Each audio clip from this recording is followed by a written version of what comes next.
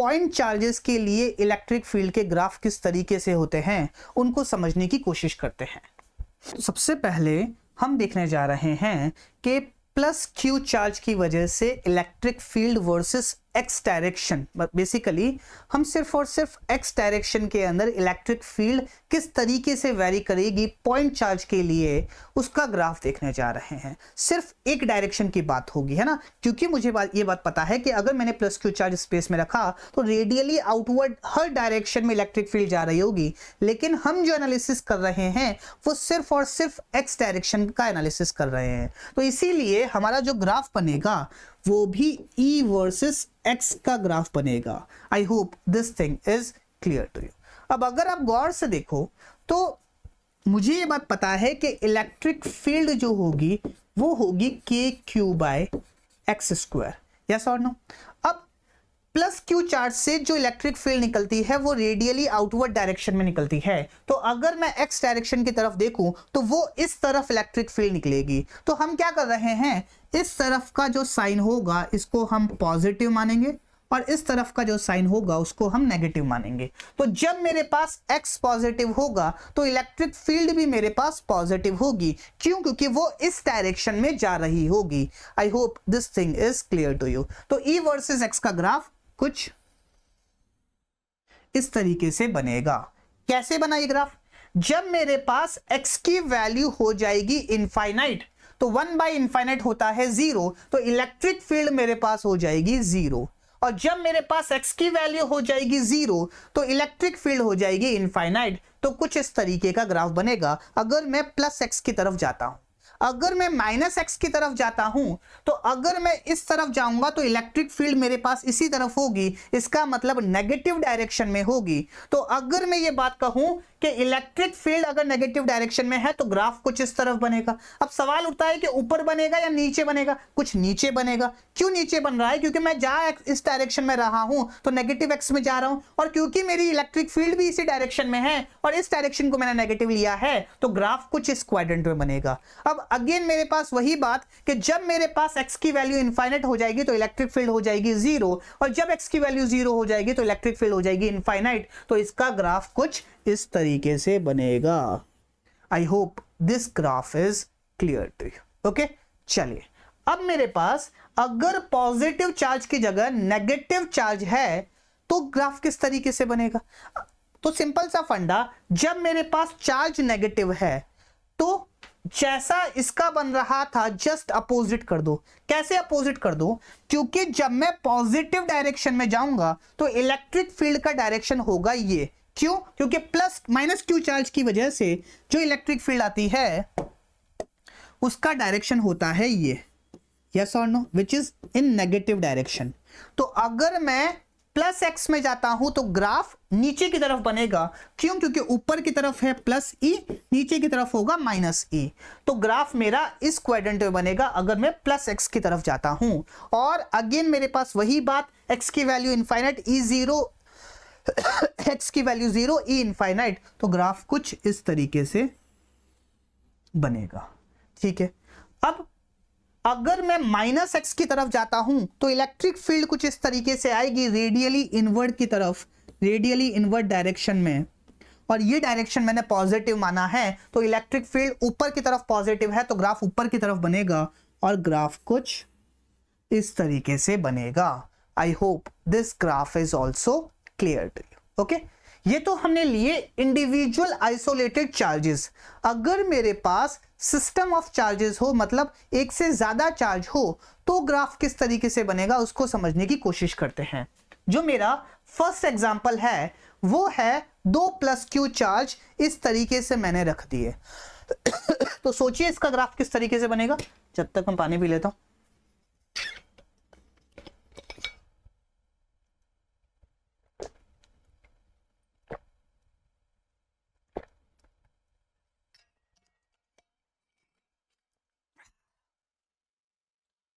चलिए सबसे पहले हम इस पूरे ग्राफ को 3 रीजन में डिवाइड कर लेते हैं। सबसे पहला जो रीजन है वो है region 1, this is my region 2 and this is my region 3। ठीक है, सबसे पहले बात करते हैं रीजन 1 की। अगर आप गौर से देखो एक्स एक्सिस के ऊपर, लेट्स से यहां पे इस पॉइंट के ऊपर अगर मैं देखूं तो इसकी वजह से जो इलेक्ट्रिक फील्ड होगी वो होगी इस डायरेक्शन में, इसकी वजह से जो इलेक्ट्रिक फील्ड होगी वो होगी इस डायरेक्शन में, यस और नो, वो होगी इस डायरेक्शन में। लेट्स से इसको मैंने बोला ए और इसको मैंने बोला बी, तो इस तरफ जो है वो है ई ए इस डायरेक्शन में और ये है ई बी इस डायरेक्शन में। अगर आप गौर से देखो तो मैंने ई बी का जो वेक्टर की जो लेंथ बनाई है वो छोटी बनाई है एज कंपेयर टू ई ए। क्यों? क्योंकि इस चार्ज का इस पॉइंट से डिस्टेंस कम है, अगर डिस्टेंस कम है तो इलेक्ट्रिक फील्ड ज्यादा होगी। तो रीजन 1 के अंदर ये जो वाला जो चार्ज है ये डोमिनेट करेगा, तो इसकी इलेक्ट्रिक फील्ड भी मेरे पास डोमिनेट करेगी। तो रीजन 1 के अंदर जो इलेक्ट्रिक फील्ड बनेगी उसका जो मेजर टाइप होगा वो प्लस क्यू चार्ज की तरह होगा, और प्लस क्यू चार्ज के लिए अगर मैं माइनस एक्स डायरेक्शन में जाता हूं तो इलेक्ट्रिक फील्ड भी माइनस एक्स डायरेक्शन में जाती है, तो इसका जो ग्राफ बनेगा वो डाउनवर्ड डायरेक्शन में बनेगा और कुछ इस तरीके से बनेगा। ठीक है भैया, अब रीजन 3 की बात करते हैं। रीजन 3 की अगर मैं बात करूं तो लेट्स से कोई पॉइंट मैंने लिया और इसकी वजह से जो इलेक्ट्रिक फील्ड है वो इस डायरेक्शन में है, यस और नो, ये मैंने कहा ई बी, और ए की वजह से जो इलेक्ट्रिक फील्ड आएगी वो भी इसी डायरेक्शन में आएगी, लेट्स से ये मैंने कहा ई ए। अब क्योंकि मेरे पास ये पॉजिटिव चार्ज से इसका डिस्टेंस कम है, तो डिस्टेंस कम है तो इलेक्ट्रिक फील्ड ज्यादा होगी, और इलेक्ट्रिक फील्ड ज्यादा होगी तो ये जो बी चार्ज है ये डोमिनेट करेगा, और ये डोमिनेट करेगा तो अगर मैं पॉजिटिव डायरेक्शन में जाता हूं तो इलेक्ट्रिक फील्ड भी पॉजिटिव होती है, तो इसका जो ग्राफ बनेगा कुछ इस तरीके से बनेगा। I hope this thing is clear to you. अब इन बिटवीन क्या हो रहा होगा कि अगर मैं कोई भी एक पॉइंट लूं तो इसकी वजह से इस तरफ, इसकी वजह से इस तरफ, तो क्या मैं ऐसा बोल सकता हूं क्या कि अगर मैंने ये पॉइंट मिड पॉइंट लिया तो मिड पॉइंट, लेट्स से ये टोटल डिस्टेंस है ए, ये टोटल डिस्टेंस है ए, और लेट्स से ये है a/2 और ये a/2, तो मिड पॉइंट के ऊपर जो इलेक्ट्रिक फील्ड होगी वो 0 होगी, यस और नो? बिल्कुल सही बात। क्यों? क्योंकि इसकी वजह से k3/a/2 का स्क्वायर इस तरफ और इसकी वजह से k3/a/2 का स्क्वायर इस तरफ, तो मिड पॉइंट पे जो इलेक्ट्रिक फील्ड होगी वो तो 0 होगी। अब बात को जरा गौर से समझे, अगर मैं मिड पॉइंट के इस तरफ देखूं कोई एक पॉइंट, तो इसकी वजह से इलेक्ट्रिक फील्ड होगी इस तरफ और इसकी वजह से इलेक्ट्रिक फील्ड होगी वो इस तरफ होगी। तो अगर आप गौर से देखो तो ये वाला जो चार्ज होगा इस रीजन के अंदर डोमिनेट करेगा, और अगर मैं इस रीजन की बात करूं तो इसकी वजह से इलेक्ट्रिक फील्ड होगी इस तरफ और इसकी वजह से इलेक्ट्रिक फील्ड होगी वो होगी इस तरफ, तो इस रीजन के अंदर ये वाला चार्ज डोमिनेट करेगा। तो क्या मैं ऐसा बोल सकता हूं क्या कि इस रीजन के अंदर इसकी चलेगी, और जब इसकी चलेगी तो इसके लिए अगर मैं प्लस एक्स डायरेक्शन में जा रहा हूं तो इलेक्ट्रिक फील्ड पॉजिटिव होगी, तो यहां से आते कुछ इस तरीके से ग्राफ बनेगा। कैसा? ये 0 हो गई। अब इसके अंदर इसकी चलेगी, तो अगर मैं इस डायरेक्शन में जा रहा हूं तो इसके लिए जो इलेक्ट्रिक फील्ड होगी वो इस डायरेक्शन में होगी, तो वो नेगेटिव होगी, तो यहां से ग्राफ कुछ इस तरीके से बनेगा। I hope this thing is clear to you. तो ओवरऑल अगर मैं ग्राफ बनाऊं तो प्लस क्यू के लिए कुछ इस तरफ इस डायरेक्शन में, इसके लिए प्लस क्यू डोमिनेट करेगा तो पॉजिटिव आएगा, तो इसके लिए कुछ इस तरफ, और यहां पे अगर मैं ये इन दोनों के बीच का डिस्टेंस है तो कुछ इस तरीके से ये ग्राफ हमारे लिए बनेगा प्लस क्यू और प्लस क्यू चार्ज के सिस्टम से। I hope this question is clear to you. Okay, चलिए आगे बढ़ते हैं और नेक्स्ट ग्राफ देखते हैं। नेक्स्ट है मेरे पास plus Q and minus Q की वजह से। तो अगर मैं अगेन इसको 3 हिस्सों में Bantu, reason 1, this is my reason 2 and this is my reason 3, this is my charge A and this is my charge B। सबसे पहले देखते हैं रीजन 1 के अंदर। रीजन 1 के अंदर इसकी वजह से जो इलेक्ट्रिक फील्ड है वो है इस तरफ, और इसकी वजह से जो इलेक्ट्रिक फील्ड है वो है इस तरफ।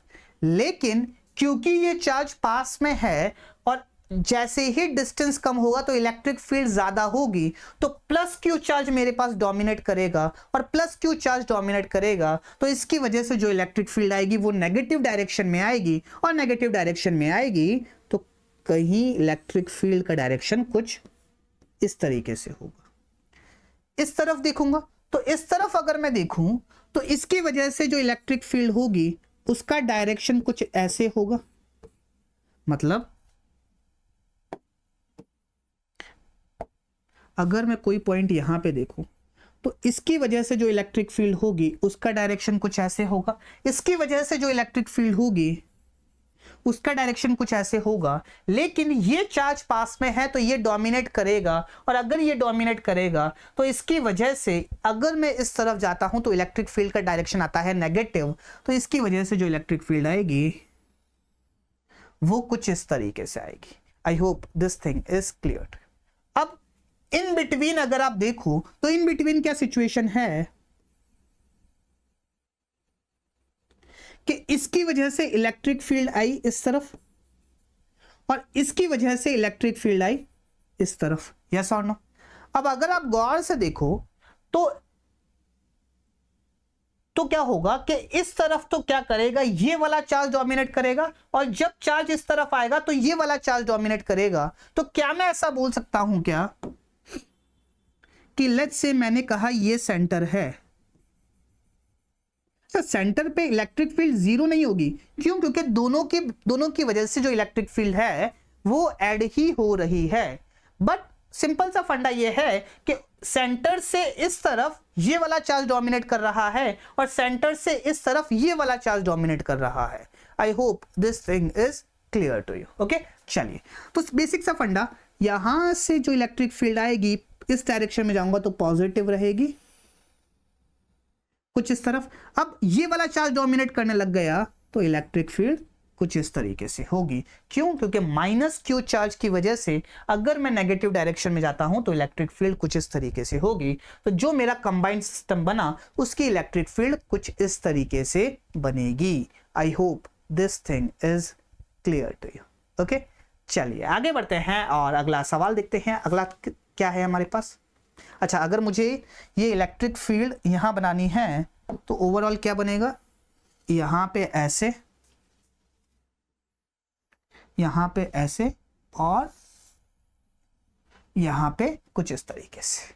ठीक है, चलिए आगे बढ़ते हैं और नेक्स्ट देखते हैं। चलिए अगेन हम क्या करने जा रहे हैं, इसको 3 रीजन में बांटने जा रहे हैं। This is my region 1, 2, 3। This is my charge A and this is my charge B। अगर मैं रीजन 1 के अंदर देखूं तो इसकी वजह से जो इलेक्ट्रिक फील्ड आएगी उसका डायरेक्शन ये होगा, और इसकी वजह से जो इलेक्ट्रिक फील्ड आएगी उसका भी डायरेक्शन यही होगा। मतलब इलेक्ट्रिक फील्ड मेरे पास नेगेटिव डायरेक्शन में ही है। तो क्या मैं ऐसा बोल सकता हूं कि इस तरफ जो ग्राफ बनेगा वो कुछ इस तरीके से बनेगा। इस तरफ देखो तो इसकी वजह से जो इलेक्ट्रिक फील्ड आएगी वो इस डायरेक्शन में, और इसकी वजह से जो इलेक्ट्रिक फील्ड आएगी वो इस डायरेक्शन में बनेगी। तो इलेक्ट्रिक फील्ड मेरे पास पॉजिटिव डायरेक्शन में ही रहेगी। तो इसका जो ग्राफ बनेगा वो कुछ इस तरीके से बनेगा। अब मुझे ये बात पता है कि 1 + Q 1 + 4Q बीच में कहीं पे मेरे पास जो इलेक्ट्रिक फील्ड होगी वो 0 होगी। तो किस पॉइंट पे 0 होगी? लेट्स से इन दोनों के बीच में जो डिस्टेंस है वो है L। तो जो अगर मैं ये बात कह रहा हूं कि यहां से x डिस्टेंस दूर मेरे पास इलेक्ट्रिक फील्ड 0 होगी, तो x की वैल्यू कितनी होगी? √Q divided by √Q plus √4Q into L। तो ये आ जाएगी मेरे पास L/3। तो यहां से L/3 डिस्टेंस पे मेरे पास इलेक्ट्रिक फील्ड जो होगी वो 0 होगी। इससे इस तरफ क्या होगा कि ये वाला चार्ज डोमिनेट करेगा, तो इलेक्ट्रिक फील्ड कुछ यहां से होते हुए 0 होगी, और इसके इस तरफ ये वाला चार्ज डोमिनेट करेगा तो इलेक्ट्रिक फील्ड कुछ इस तरीके से होगी। अगर आपको ऐसा लगता है कि ये चीज समझने में थोड़ा कंफ्यूजन होता है कि इसके इस तरफ मतलब इस पॉइंट के इस तरफ ये वाला चार्ज कैसे डोमिनेट करेगा, तो कोई भी एक पॉइंट ले लो। कैसे लोगे? L/3 है तो L/6 ले लो, वो पॉइंट कहीं यहां लाई करेगा, उसके अंदर वैल्यूज पुट करके देखना, जो इलेक्ट्रिक फील्ड आएगी वो पॉजिटिव ही आएगी। तो आप ये बात समझ सकते हो कि जो इस L/3 के इस तरफ ये वाला चार्ज डोमिनेट कर रहा है, क्यों? क्योंकि इसके हिसाब से इलेक्ट्रिक फील्ड पॉजिटिव आएगी। अब इस तरफ अगर आपको देखना है तो L/3 से कोई बड़ी वैल्यू ले लो, और अगर आप जब लोगे तो अब आपको ये बात समझ में आएगी कि इलेक्ट्रिक फील्ड जो होगी वो नेगेटिव ही आएगी, और नेगेटिव आएगी तो आपको ये बात समझ में आ जाएगी कि किस तरीके से आपकी क्या बोलते हैं, मतलब किस तरीके से ये ग्राफ बन रहा है। I hope this question is clear to you. तो ओवरऑल अगर मैं ग्राफ बनाऊं तो ग्राफ कैसा बनेगा? इसके लिए इस तरफ, यहां पे इस तरफ, और यहां से ये 0 हुआ, और ये इस तरफ, यहां से ये डिस्टेंस आया, ये आया L/3। ठीक है, I hope this thing is clear to you. अब एक और ग्राफ है जिसका मैं कुछ हिस्सा ही आपको बता रहा हूं, ज्यादा हिस्सा आपके काम का नहीं है, कुछ हिस्सा उसको देखो कि किस तरीके से मेरा ग्राफ बनेगा। नेक्स्ट हमारे पास क्या है कि एक तरफ है -Q, एक तरफ है +Q। हम ये बात जानते हैं कि जब भी मेरे पास एक पॉजिटिव एक नेगेटिव चार्ज आएगा तो मैग्नीट्यूड में जो छोटा होगा उसके इस तरफ मेरे पास इलेक्ट्रिक फील्ड कहीं ना कहीं पे जाके 0 होगी। यस और नो? बिल्कुल सही बात। तो यहां से अगर मैं ये बात कहता हूं कि ये डिस्टेंस मेरे पास L है, तो यहां से कितने डिस्टेंस दूर जाके मेरे पास जो इलेक्ट्रिक फील्ड होगी वो 0 होगी? क्या हम वो निकाल सकते हैं क्या? तो वो जो डिस्टेंस होगा वो होगा x = √Q डिवाइडेड बाय बड़ा charge √4Q minus √Q into L। तो ये आ जाएगा L। तो x की वैल्यू कितनी हो जाएगी? L। अब इसके इस तरफ क्या होगा कि ये वाला जो चार्ज है ये डोमिनेट करेगा। अगेन वही बात, कैसे पता पड़ेगा? कोई भी एक वैल्यू ले लो, x की वैल्यू ले लो L/2, और इसकी वजह से और इसकी वजह से इलेक्ट्रिक फील्ड निकाल के देखो, आपको आंसर पता चल जाएगा। चलिए देखते हैं, एक बार निकाल लेते हैं। लेट्स से मैंने कोई बीच में एक पॉइंट लिया L/2 डिस्टेंस पे, यहां से जो डिस्टेंस है ये है L/2। इसकी वजह से इस पे इलेक्ट्रिक फील्ड होगी इस तरफ, विच इज E1। क्या मैं इस E1 को निकाल सकता हूं क्या? E1 निकाल सकते हैं, बिल्कुल निकाल सकते हैं। कितनी होगी? KQ डिवाइडेड बाय L/2 का स्क्वायर, बोले तो L² इंटू 4। तो E1 की जो वैल्यू आई वो आई 4KQ/L²। ठीक है भैया, इसकी वजह से इलेक्ट्रिक फील्ड होगी इस तरफ। ठीक है, और एरो बड़ा बन गया। ठीक है, भावनाओं को समझो। लेट्स से इसको मैंने कहा E2, तो E2 कितना होगा? E2 मेरे पास होगा K into 4Q divided by distance कितना है? L + L/2 which is 3L/2। तो ये आ जाएगा 9L² डिवाइडेड बाय 4। तो ये आ जाएगा 4 4 16KQ²/9L²।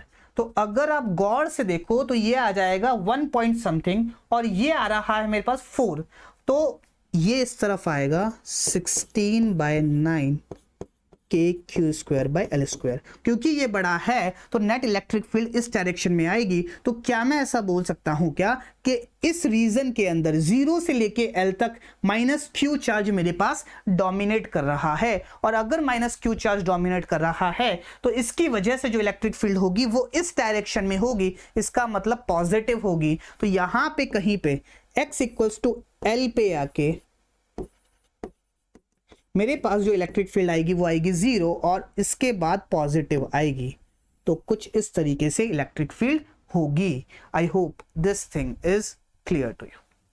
इसके इस तरफ अगर आप गौर से देखो तो इसकी वजह से जो इलेक्ट्रिक फील्ड होगी वो होगी इस तरफ, इसकी वजह से जो इलेक्ट्रिक फील्ड होगी वो होगी इस तरफ। लेकिन इसके इस तरफ ये वाला चार्ज ही डोमिनेट करेगा। क्यों? क्योंकि मुझे ये बात पता है कि KQ/L² एक्स स्क्वायर, ये मेरे पास इलेक्ट्रिक फील्ड का फॉर्मूला होता है। इसके लिए ये चार्ज भी ज्यादा है और डिस्टेंस भी कम है, तो ओवरऑल दोनों चीजें मिलकर इलेक्ट्रिक फील्ड को बढ़ाएगी ही। तो इसके इधर ये +4q वाला चार्ज डोमिनेट करेगा, तो मैं ये बात कह सकता हूं कि इस तरफ इलेक्ट्रिक फील्ड होगी विच इज पॉजिटिव। तो मेरे पास जो इलेक्ट्रिक फील्ड का ग्राफ बनेगा वो कुछ इस तरीके से बनेगा। अब इन बिटवीन क्या हो रहा होगा, इन बिटवीन मैं ये बात बोल सकता हूं कि कहीं ना कहीं पे इसके पास जो चीजें होगी, इसके आसपास जो होगी, उसके लिए ये वाला चार्ज डोमिनेट करेगा, और इसके आसपास जो एरिया होगा उसके लिए ये वाला चार्ज डोमिनेट करेगा। तो मैं ये बात बोल सकता हूं कि इसके आसपास बोले तो इस तरफ इलेक्ट्रिक फील्ड आएगी विच इज नेगेटिव, तो ये हो गया। इसके लिए बेसिकली जो इलेक्ट्रिक फील्ड आएगी वो भी इस तरफ आएगी, तो अगेन मैं ये बात बोल सकता हूं कि ग्राफ कुछ इस तरीके से बनेगा। I hope this thing is clear to you. कहीं पे भी ग्राफ की वैल्यू बीच में कहीं पे भी जीरो नहीं होगी, ये बात हमने इक्विलिब्रियम प्रॉब्लम्स में डिस्कस की थी। आई होप ये वाला ग्राफ आपको समझ में आया होगा। तो ओवरऑल ग्राफ मेरे पास कैसा बनेगा, यहां से L डिस्टेंस दूर मेरे पास 0 आएगा, और ये कुछ ऐसे, इसके लिए कुछ ऐसे, और बीच में मेरे पास कुछ इस तरीके का ग्राफ बनेगा। I hope these all graphs are clear to you, और आई होप आपको एक एक ग्राफ किस तरीके से बनेगा उसकी क्लैरिटी आई होगी। ओके, तो आज के लिए इतना ही। That's it from my side for today. Thank you so much everyone. पढ़ते रहिए। All the best.